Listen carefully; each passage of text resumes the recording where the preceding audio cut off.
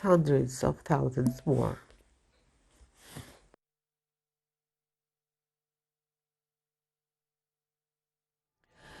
Well, to shed more light on this, we have the pleasure to have this phone with Mr. Rahman, political analyst, writer, and journalist. Good afternoon, sir.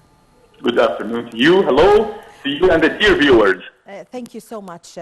Sir, before we speak about President Abdel Fattah al-Sisi's meeting with the National Security Council, I would like to ask you about the meeting, the important meeting that took place yesterday between President Abdel Fattah al-Sisi and you as Secretary of State Antony Blinken, and the significance of this meeting and the statements issued by President Abdel Fattah al-Sisi.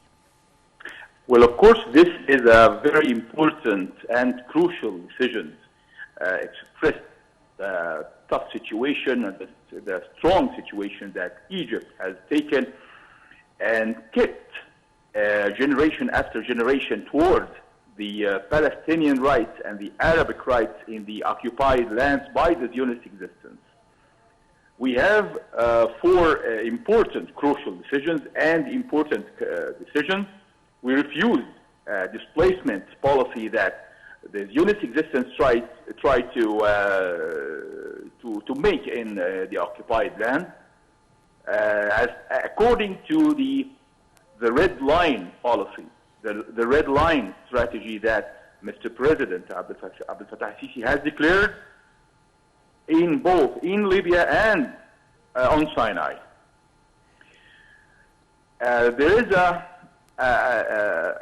vicious plan that the Zionist existence tried to apply, to push towards, which is displacement of the Palestinians and let them live as refugees in Sinai. Well, our firm situation that is Sinai is for only Egyptians, and Palestine is only for Palestine, and it's an Arabic territory and a part of the Arabic East. This is the first decision. The second decision is rejecting any attempt of liquidating the Palestinian cause, whether by pushing the Palestinians through the borders or crushing the civilians and cause the highest casualties among civilians since the dark ages of humanity. The war crimes that the Zionist existence is committing right now should be punished by the arms of force. And this is not going to happen maybe today, but maybe tomorrow or the day after tomorrow. As for now, we are standing still as the nation, as well as the leadership, shoulder to shoulder, protecting our own national security, protecting Sinai from any attempt to make us pay any more price. We already have paid the highest price. The only country that paid the price for saving the Palestinians' rights in the occupied land is Egypt, is Misr. Through the true wars that we have went through, not by statements, not by liquid statements and situations by other countries here and there. Of course, we trying to make the most important effort, the most strong effort to stop the chilling and the bombing of the Israeli bombing towards the Gaza Strip, and we are trying to stop the war right now. We need peace and prosperity in the region, not wars. But on the other hand, there is a red line that no force on earth can cross, whether the Zionist existence or any other part that is playing as a hand or a thumb or a finger for the Zionist existence, whatever its nationality. We protect our own national security. We protect the Arabic occupied land. It's Palestine, by the way. Palestine is one of the most important pillars of our own national security. It's not just or only a neighboring country. I'm speaking of Palestine. Palestine is a very important pillar to our own national security that we are trying to protect, and we will protect, inshallah.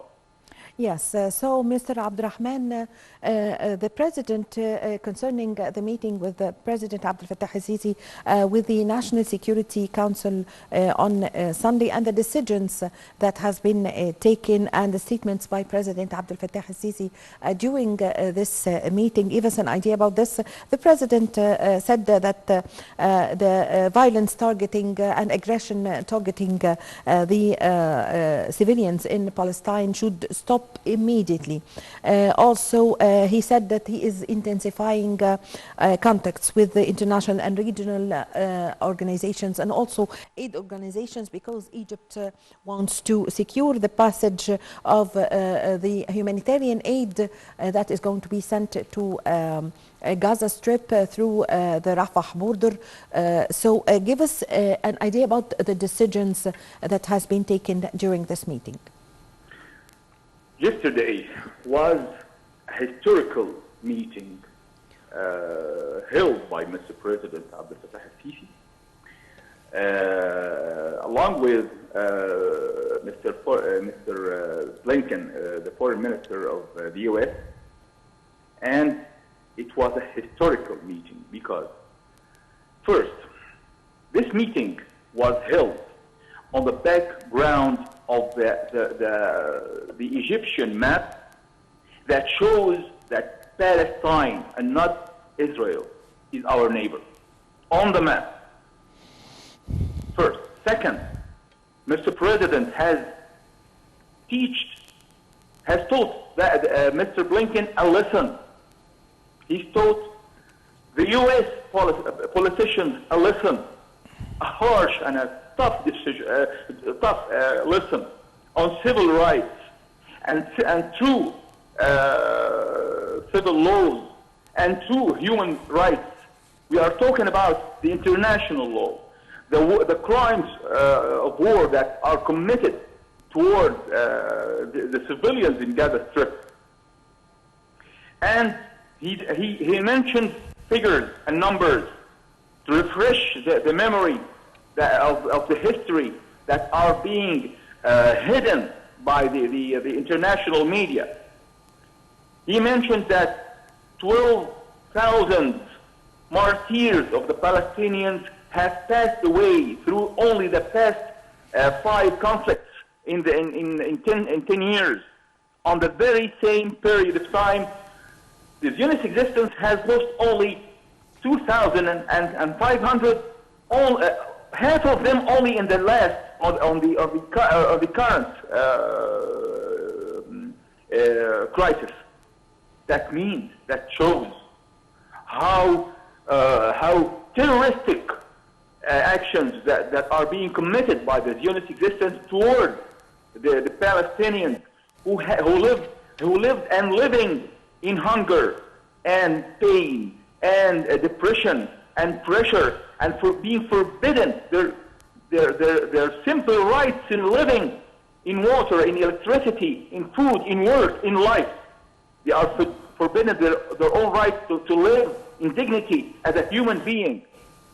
I remember now the most important statement delivered by Mr. Sameh Shukri, that the Palestinian human rights is not less than any other human rights of any other citizen in the whole world. This is a very important Egyptian and solid and firm situation taken against the Zionist existence and those who are trying to protect his crimes and help him committing more crimes. And I believe, from now, I believe that they can never achieve their plans of invading Gaza, because there is a very strong answer and a strong reaction is waiting for them by the Arabic resistance. The Arabic resistance, we're talking Arabic resistance, not terroristic groups. There is only one aim and one goal to all Arabs right now, is freeing Palestine with negotiations, with peace, or with war. Yes, Mr. Abdurrahman, also during the meeting, Egypt have displayed an invitation in order to host a regional and international summit to discuss the developments and the future of the Palestinian cause. How did you read this? I see it as a very positive point. And this is not just words, not just cold statements. We have already been the center of the free world and the center of the independent decisions can be taken from here, from Egypt. We can gather the whole world, east and west, together, side by side, on one table, in Cairo, or whatsoever, maybe in New Alamein whatsoever. They can gather here and start issuing a new initiative to uphold the Arabic rights and to stop the war against civilians. And by the way, speaking of civilians, there are no civilians in the Zionist existence. They are all warriors and all members of what we call it the 10th Israeli army. So we can only protect women and children. We can only protect the lives of the people. We can stop the bloodshed based on crucial decisions. Just like Mr. President Abdel Fattah has mentioned to Mr. Blinken yesterday, we are not only seeking to stop the war right now and stop there. No, we need to stop the whole wars. We need peace to be upheld upon solid pillars of human rights and the Arabic rights in a free and an independent state on the Holy Land in Palestine. Yes. I thank you very much for your time. Thank you for your valuable information. I really had the pleasure to have this phone with you, Mr. Amr Abdurrahman, journalist, writer, and political analyst. Thank you very much for joining us over the phone. Ladies and gentlemen, a short break, and I'm going to be back with you. على عهدي على ديني